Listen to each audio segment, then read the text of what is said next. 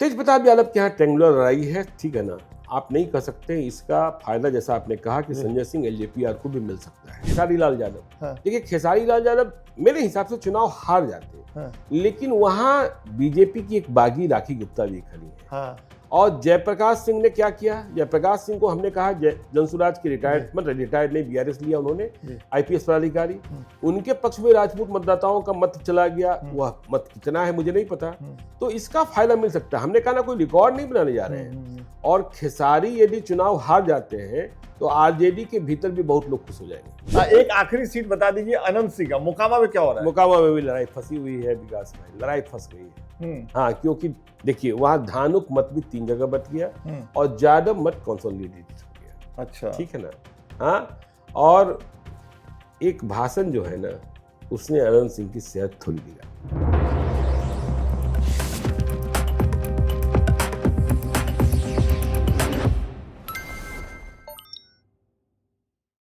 बिहार विधानसभा चुनाव में पहले फेज की वोटिंग हो चुकी है और पहले फेज की वोटिंग के दौरान जिस संख्या में मतदाता बाहर निकले, मतदान का प्रतिशत बढ़ा, उससे चारों तरफ एक तरीके से चर्चा शुरू हो गई है। आज की अखबार जब मैं देख रहा था तो उसमें चर्चा ये थी कि ये जो वोट प्रतिशत बढ़ा है ये सत्ता परिवर्तन की लहर है। विपक्ष के लोग ऐसा कह रहे हैं, सत्ता में जो लोग हैं वो कह रहे हैं कि बिहार में डर भय का माहौल नहीं है, इसलिए इतनी ज्यादा वोटिंग हुई है। हमारे साथ ज्ञानेश्वर जी हैं। हमेशा जब भी बिहार का मसला आता है हम ज्ञानेश्वर जी के पास पहुंचते हैं समझने के लिए। सबसे पहले तो मुझे यही बताइए, जिससे मैंने बात शुरू की, अखबार में आज मैं पढ़ रहा था कि विपक्ष जो है वो बढ़ी हुई वोटिंग प्रतिशत से ये मायने निकाल रहा है कि ये सत्ता परिवर्तन की लहर है। सत्ता पक्ष ये कह रहा है कि हमने इतना अच्छा काम किया है कि ये हमारे लिए संजीवनी है। आपकी क्या समझ बनी है, ये क्या मतलब है इसका? देखिए, ये न तो संजीवनी है न सत्ता परिवर्तन की लहर है। देखिए, आपको मैथमेटिक्स समझना होगा। एसआईआर हुआ, करीब 70 लाख, 60 से 70 लाख मत घट गए जो एक्टिव मतदाता नहीं थे। तो कुल मतदाताओं की संख्या घट गई, 21 लाख नए हुए। तो मैं एक सामान्य गणित सबको समझा रहा हूं कि 100 का 60% 60 होता है, ठीक है, 60 होता है। लेकिन 80 का 60% 48 ही होगा। अच्छा, तो आपको देखिए, जब कुल मतों की संख्या, प्रतिशत को छोड़ दीजिए, तो वह उतना ही होगा जितना पहले था। ओके। हाँ, तो यह समझिए कि बढ़े हुए मत के पीछे की कहानी क्या है। अच्छा, फिर दूसरी बात कि ऐसा भी नहीं हुआ है कि यदि प्रतिशत बढ़ गया है तो सत्ता परिवर्तन हो ही गया है। बिहार के संदर्भ में लोग कह रहे हैं कि जब 60% से अधिक मत हुआ तो राजद की सत्ता आ गई। लेकिन महाराष्ट्र का चुनाव और हरियाणा का चुनाव आपने देखा है कि दोनों में मत प्रतिशत बढ़े और दोनों में एनडीए की सरकार, हरियाणा में भाजपा की सरकार और महाराष्ट्र में महायुति की सरकार आ गई। लेकिन तो महाराष्ट्र और हरियाणा के चुनाव पर वोट चोरी का आरोप भी तो है। नहीं, वोट चोरी का आरोप है ना, अभी हम लोग आंकड़ों की बात कर रहे हैं। वोट चोरी का आरोप है। वोट चोरी के आरोप को प्रमाणित नहीं किया जा सका है अभी चुनाव आयोग के द्वारा या किसी नियामक संस्थान के द्वारा। यह विपक्ष का आरोप है। ठीक बात। और आप कह रहे हैं विपक्ष बिहार में मान रहा है, लेकिन हाँ, यह सच है कि जो चुनाव 6 नवंबर के पहले यह बिल्कुल ऐसा दिख रहा था कि एक पक्ष ये है, एनडीए बहुत आगे है, वैसा 6 नवंबर को वोटिंग में नहीं दिखा। अच्छा, नहीं दिखा। क्या ट्रेंड दिखा आपको? हाँ, ट्रेंड ये दिखा कि जो जिसे आप जेन जी कह रहे हैं, महिला मतदाता और जेन जी। अच्छा, महिला मतदाताओं का रुझान नीतीश कुमार की ओर साफ साफ दिखा है। फिर से जो आपने भी पढ़ा था कि बिहार का चुनाव नीतीश कुमार के नाम है, बिल्कुल, तो नीतीश कुमार के नाम ही है। मोदी से ज्यादा भारी नीतीश कुमार है, ठीक है ना। लेकिन जेन जी का विभाजन 3 ओर है। अच्छा, किस तरह? हाँ, आप देखिए तेजस्वी यादव की ओर भी है। देखिए, माताओं ने, बहनों ने इस बात का भरोसा किया कि नीतीश कुमार हमारे लिए सोचते रहे, तो उनका मत अधिक उनकी ओर चला गया। लेकिन घर की जिम्मेदारी लड़कों पर होती है। 18 साल से 29 साल वाले सबसे ज्यादा परेशान होते हैं और बेरोजगारी का संकट वहां है, पढ़ाई का संकट वहां है, पलायन का संकट वहां है। तो तेजस्वी यादव प्रत्येक परिवार के एक व्यक्ति को सरकारी नौकरी दे देंगे, यह बात तो यकीन करने लायक नहीं है।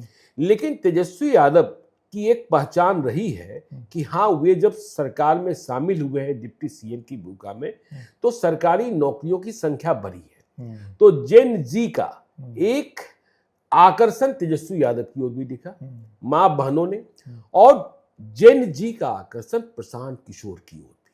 अच्छा, प्रशांत किशोर की ओर भी, इसलिए प्रशांत किशोर की पार्टी, आपने देखा होगा जो कह रहे थे लोग कि नहीं बिल्कुल ही गायब है, प्रशांत किशोर कितनी सीटें जीतेंगे, कितनी सीटें हारेंगे, कितनी सीटों पर जमानत जब्त होगी, यह अलग विषय है। लेकिन प्रशांत किशोर के कई उम्मीदवारों ने पहले चरण में ही अधिक संख्या में एनडीए उम्मीदवारों की सेहत बिगाड़ दी है, और उससे कुछ कम की संख्या में महागठबंधन के उम्मीदवारों की सेहत बिगाड़ी है।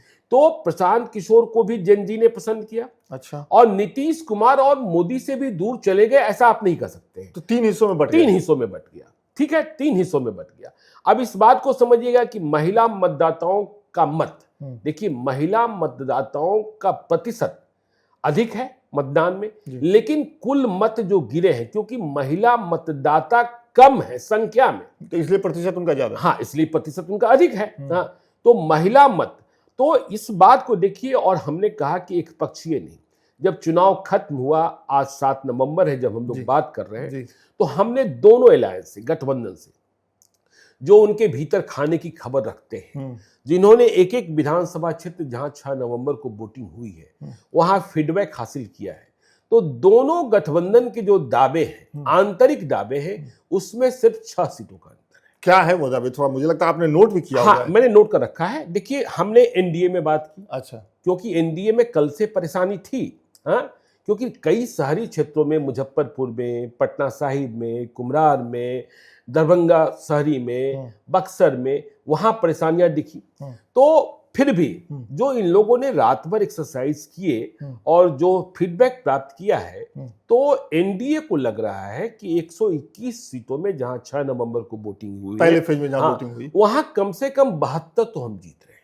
अच्छा, 72 तो जीत रहे हैं, ठीक है, मतलब वह बहुमत के पार है 121 में। हाँ, ठीक है, हाँ, तो 72 जीत रहे हैं। उनके हिसाब से जेडीयू ज्यादा बेहतर करता दिखाई पड़ रहा है, एनडीए के हिसाब से। हाँ, एनडीए के हिसाब से हम लोग भी यही सोच रहे थे। जेडीयू ज्यादा बेहतर करते दिखाई पड़ रहा है।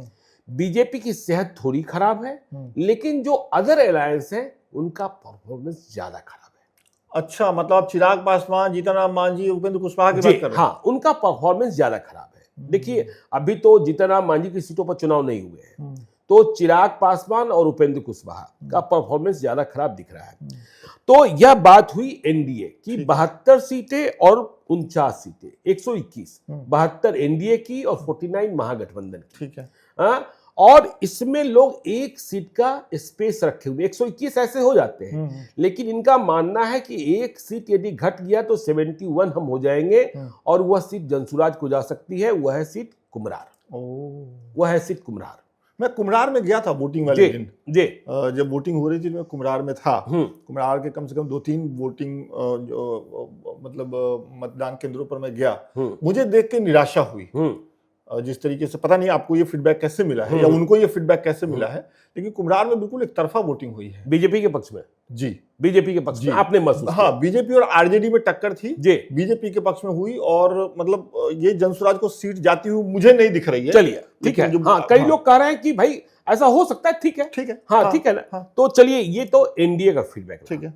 अब चलिए महागठबंधन की ओर। महागठबंधन की जो पीछे की टीम है, जो वार रूम में काम करती है, तेजस्वी यादव ने कल देखा है कि कल रात को वह वीडियो संदेश के मार्फत बिहार के लोगों से उन्होंने बातचीत की, संवाद स्थापित किया, और अत्यधिक प्रफुल्लित और उत्साहित दिखाई पड़ रहे थे, और ऐसा लग रहा था कि वह चुनाव जीत गए। उन्होंने बिहार की जनता को धन्यवाद दिया, और उन्होंने कहा कि हम सरकार बनाने जा रहे हैं 14 नवंबर को, 11 नवंबर को भी इसी मजबूती के साथ घर से निकलकर बड़ी संख्या में मत दीजिएगा। ठीक है। तो अब देखिए, इनका मानना है कि 121 में 66 सीटें महागठबंधन जीत रही है। ओके, 66। ठीक है, ठीक है, तो यह भी बहुमत से पार है। और इनका मानना है कि 55 सीटें एनडीए जीत रही है। ओके, तो 66 सीटें इनका मानना है कि देखिए, केवल पटना के इलाके नहीं थे, पटना, नालंदा, आरा, बक्सर ही नहीं थे, मिथिला में दरभंगा भी था, और मिथिला में मधुबनी भी था, मुजफ्फरपुर भी था, ये वैशाली, लालगंज वैशाली, हाँ लालगंज वैशाली भी था, हाँ वैशाली का पूरा ही पूरा, ठीक है ना। तो इनका मानना है कि 66, तो इसका आशय ये हुआ कि 72 और 66, एनडीए का दावा 121 में 72 हम, और महागठबंधन का दावा कि 121 में 66 हम, तो 6 सीटों का फासला। तो लड़ाई फंसी हुई है, सीमांचल की बड़ी भूमिका हो जाएगी, चंपारण की बड़ी भूमिका दूसरे चरण में जहां वोटिंग। अच्छा, मुझे एक चीज समझाइए ज्ञानेश्वर जी, कुछ लोग ये भी कह रहे हैं कि जो पहले फेज में जहां जहां वोटिंग हुई जी, ये एनडीए का स्ट्रांग होल्ड वाला इलाका है, यहाँ एनडीए हमेशा से अच्छा प्रदर्शन करती रही है। अब असल चुनौती एनडीए के सामने सेकंड फेज में आएगी, इसमें कितना दम देख रहे हैं आप? नहीं, आप देखिए ना, जैसे आप कहेंगे दरभंगा तो ठीक है, एनडीए का इलाका, ठीक है, समस्तीपुर में भी एनडीए ने ठीक किया था, लेकिन पटना में, आरा में, बक्सर में कितनी सीटें एनडीए हार गई थी? फुलवारी जैसी सीट हार गई थी, दानापुर हार गई थी, फतुहा, बख्तियारपुर, और आरा में तो सिर्फ आरा और बरहरा ही जीती थी। तो आप यह नहीं कह सकते हैं बक्सर में क्या हुआ था, आपको पता है। तो यदि वहां अपने को इम्प्रूव कर रहे हैं तो बीजेपी के नेताओं की चिंता दिखी। देखिए, बीजेपी के नेताओं की चिंता यह दिखी, ठीक है, आपने कहा कुम्हार में बीजेपी जीत भी सकती है, कोई दिक्कत नहीं है। पटना साहिब में भी बीजेपी फंसी हुई, लोग कह रहे हैं कि बीजेपी के कई वैश्य नेता, जैसे यदि दरभंगा शहरी क्षेत्र में संजय सरावगी फंस रहे हैं, और यदि चलिए कुम्हार में भी संजय गुप्ता फंसे हुए हैं, यदि कुछ लोग कह रहे हैं, कई लोग यह भी कह रहे हैं केसी सिन्हा छोड़ दीजिए, संजय गुप्ता छोड़ दीजिए, यदि इन दोनों के बीच मत बता तो वहां हो सकता है इंद्रदीप चंद्रवंशी ही चुनाव जीत जाए। ये मुझे सेम चीज महुआ में भी दिखी। महुआ में भी आपको दिखी? महुआ में मैं जब वोटिंग वाले दिन गया, तो वोटिंग वाले दिन से पहले जब मैं आपसे मिला था तो मैंने आपसे कहा था कि तेज प्रताप यादव की जो कैंपेनिंग है वो देख के लग नहीं रहा है कि वो वोट ला पाएंगे। रील बनाने वाले लड़के आसपास हैं और पूरा माहौल वैसा है, नॉन सीरियस जैसा जो मुझे लगा था। लेकिन वोटिंग वाले दिन जब मैं महुआ गया तो जबरदस्त वोटिंग तेज प्रताप के पक्ष में हो रही है। तो या तो तेज प्रताप वो सीट जीत जाएंगे, या फिर उनके लड़ने से, तेज प्रताप यादव और मुकेश रोशन के लड़ने से संजय सिंह एलजेपी जीत जाएगा। हाँ, ये मुझे बहुत ही तगड़े तरह से लगा। आपको तगड़े दिखाई पड़ा? देखिए, अब महुआ, एक बात और नोटिस कीजिएगा कि जो हम लोग विधानसभा क्षेत्रों में जा रहे थे, उम्मीदवारों को लेकर इतनी चर्चाएं चल रही थी, चुनाव के दिन उम्मीदवार को लेकर बहुत चर्चा नहीं दिखाई पड़ी। फिर बात वहीं आ गई, नीतीश, मोदी, तेजस्वी, लालू, प्रशांत किशोर, बात वहीं आ गई। बड़े चेहरे वहीं आ गए कि ठीक है, मोकामा में अनंत सिंह की चर्चा हो गई, लालगंज में शिवानी शुक्ला की चर्चा हो गई, लेकिन बाकी जितने विधानसभा क्षेत्र हैं वहां उनकी चर्चा हो गई। और दूसरी चर्चा हुई जाति की। जैसे अभी आपने खेसारी लाल यादव का जिक्र किया, छपरा में राजपूतों ने जेपी सिंह को मत कर दिया, जनसुराज के उम्मीदवार जिन्होंने एडीजी की नौकरी छोड़ी। तो जाति फिर छाती पर नाचती रही। ये तो है, जातिगत आधार पर और स्थानीय स्तर पर जाति ज्यादा महत्वपूर्ण हो गया। ठीक है ना, इसकी परवाह नहीं की गई कि हाँ इससे कौन हार जाएगा, कौन जीत जाएगा। मोकामा का फैक्टर, मोकामा में दुलालचंद यादव की हत्या का असर सिर्फ मोकामा में नहीं दिखा, मोकामा में भी दिखा, लखीसराय में भी दिखा, बख्तियारपुर में भी दिखा, फतुहा में भी दिखा, दानापुर में भी दिखा, और बरबीघा में भी देखा। देखिए, यादव वोट कंसोलिडेट हुए। और लखीसराय में देखिए, विजय कुमार सिन्हा संकट में फंसे हुए दिख रहे हैं। इसीलिए गुस्साए हुए हैं क्या? नहीं, देखिए, हर बार वह गिरते लुढ़कते जीतते हैं। अच्छा। हाँ, और उन्हें अपनों से भी बहुत खतरा रहता है। अच्छा, ठीक है ना। हाँ। वहां स्थिति ये है कि आप एक घर वाले से पूछेंगे तो वह कहेंगे विजय कुमार सिन्हा जीत रहे हैं, दूसरे घर वाले कहेंगे विजय कुमार सिन्हा हार रहे हैं। अच्छा। हाँ, तो वो स्थिति है, और इसी स्थिति में वह गिरते लुढ़कते चुनाव जीतते हैं। आप कब से जानते हैं विजय कुमार सिन्हा को? कब से देख रहे हैं उनके पॉलिटिकल करियर को? विजय कुमार सिन्हा को मैं कम से कम 30-32 सालों से देख रहा हूँ। तो मैंने अभी हाल के दिनों में जितना, जब वो चेयर पर थे और उसके बाद जब वो डिप्टी सीएम बने, तब से वो ज्यादा रोशनी में आए, मीडिया में आए, तब से मैंने नोटिस किया कि वो जब भी कुछ बोलते हैं या जब भी कुछ करते हैं तो विवादास्पद ही हो जाता है। नहीं, तो आपने कल भी नहीं देखा कि वो सीआरपीएफ मतलब पारामिलिट्री फोर्स जो उनके साथ है, उनको विशेष सुरक्षा मिली हुई है, उसके जवानों को गोली चलाने के लिए कह रहे हैं, उसके जवानों को गोली चलाने के लिए डिप्टी सीएम। और आप स्वयं कह रहे हैं कि मैं डिप्टी सीएम हूं और मैं सुरक्षित नहीं हूं, अपने ही विधानसभा क्षेत्र में कह रहे हैं, और अपनी ही सरकार में। हाँ, अपनी ही सरकार में कह रहे हैं। तो विजय कुमार सिन्हा मतलब यह कहें कि देखिए डिप्टी सीएम बन गए हैं, लेकिन उतनी गंभीरता या उतना पेशेंस नहीं है। अच्छा, पेशेंस नहीं है, ठीक है ना। अब विधानसभा अध्यक्ष के रूप में भी उन्हें आपने देखा होगा किस तरीके से वह पेशेंस लूज करते थे। और सम्राट चौधरी ने विधानसभा के भीतर ही कहा था ना, व्याकुल होने की जरूरत नहीं है, व्याकुल होने की जरूरत है, मीम भी बनता है, अधिक व्याकुल होने की जरूरत नहीं है। और देखिए अब जो हम लोग डिकोड कर रहे हैं 6 नवंबर के चुनाव को, तो यंग जी की बात हम लोगों ने मतलब एक जेन जी की बात कर ली। हाँ, इसी में एक सवाल और है, चूंकि आपके पास समय कम रहता है, एक सवाल और है कि लोग ये भी चर्चा करने लगे हैं कि पहले चरण की वोटिंग में ये साफ दिखा है कि जेडीयू अच्छा कर रही है एनडीए में, और महागठबंधन में आरजेडी अच्छा कर रही है। बिल्कुल नहीं, कांग्रेस ने भी कई सीटों पर देखिए जहां उम्मीदें नहीं थी, कांग्रेस ने, देखिए यदि आप लखीसराय में कह रहे हैं कि कांग्रेस लड़ाई में आ गई, ये तो बड़ी बात है ना। देखिए मुजफ्फरपुर में सकरा में यदि कांग्रेस लड़ाई में आ गई तो बड़ी बात है ना। जाले में जीवेश मिश्रा भले जीत जाएं, लेकिन कांग्रेस मजबूती से लड़ी है, ठीक है ना। तो आप यह नहीं कह सकते कि कांग्रेस ने खराब किया मुजफ्फरपुर शहरी क्षेत्र में। देखिए बक्सर में आनंद मिश्रा फिर से संकट में है, क्योंकि वहां ब्राह्मण वोट सत्यनारायण भगवान की प्रसाद की तरफ बट गया है। अच्छा, हाँ, बट गया है।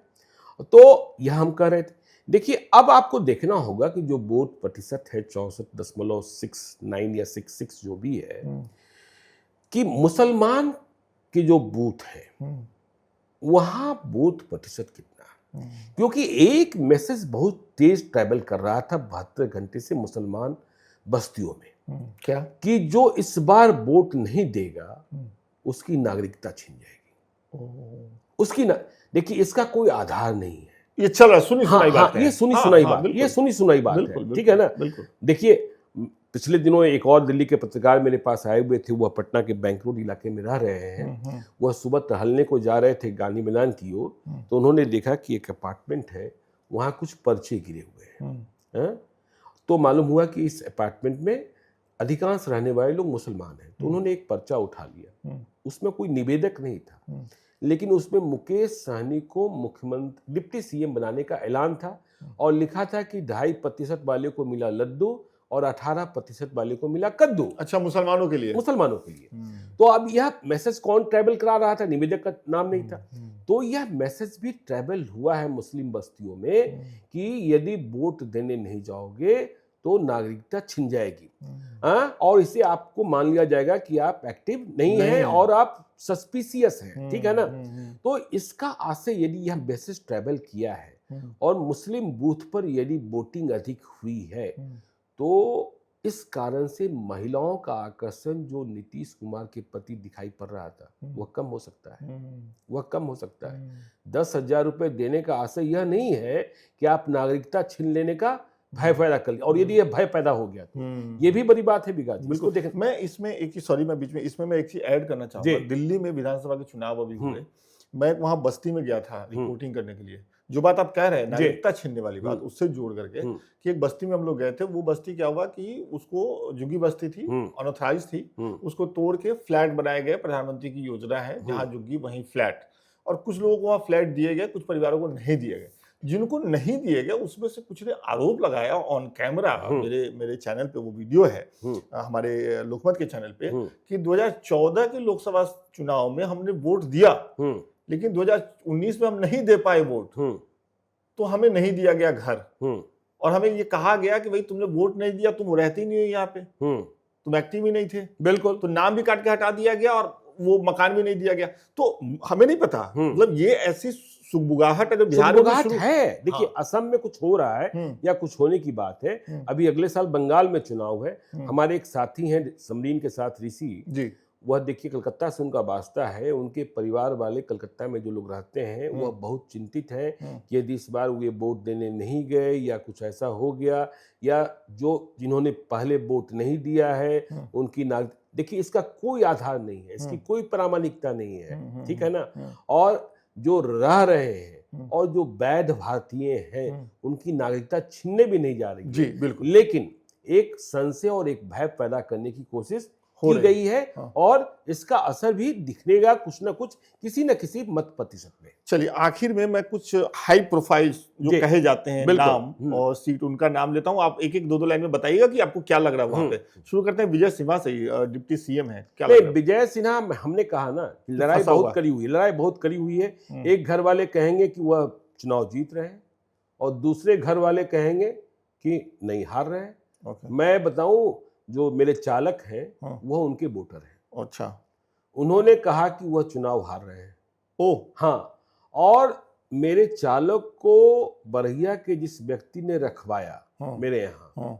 मैंने उनसे पूछा, वह कह रहे हैं विजय सिन्हा चुनाव जीत रहे हैं। दोनों ही पड़ोसी हैं। दूसरे डिप्टी सीएम सम्राट चौधरी चुनाव जीत रहे हैं। जीत रहे हैं।